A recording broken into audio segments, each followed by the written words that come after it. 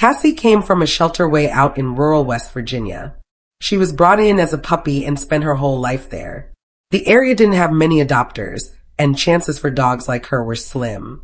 Year after year passed, and Cassie just stayed behind, waiting for something better. But nothing ever came. One day, a volunteer at the shelter reached out. They didn't want to see Cassie put down. She was gentle and sweet, just very shut down. They hoped another rescue could step in and give her a real chance. That's when Hope for Life Rescue in Virginia Beach agreed to take her in. When Cassie first arrived, she was frozen with fear.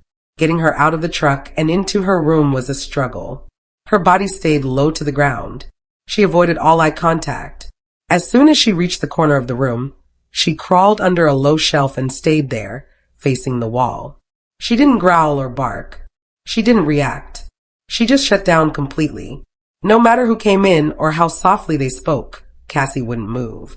She wouldn't even look up. It was clear she didn't feel safe. Some of the staff thought maybe she had been used as a hunting dog, but was discarded because she lacked that prey drive. Or maybe someone had simply given up on her.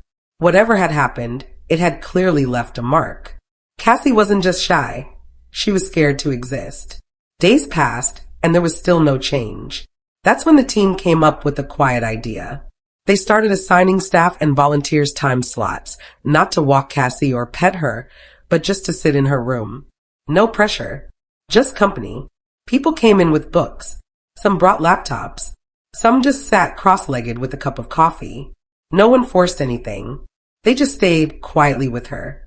The goal was simple. Let her know she wasn't alone. Little by little, something started to shift. Cassie stopped pressing herself so tightly into the wall. She began turning slightly toward the people in the room. Her eyes softened. Her body relaxed just a bit. And even though she didn't get up or approach anyone, she started listening. Her ears moved when someone spoke. She watched them from the corner of her eye. It wasn't fast. It wasn't dramatic. But it was real progress.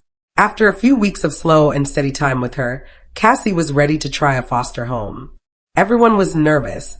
What if she shut down again? But what happened next surprised everyone.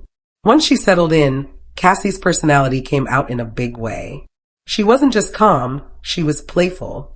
She wanted to run around and explore. She got excited for toys and loved to be around her foster family. It was like the real Cassie had been waiting behind all that fear. And finally, she felt safe enough to show herself. The transformation didn't stop there. Before long, Cassie was adopted by a family who already had another hound from a similar background. Her new sister had also come from a tough past, and the two bonded right away.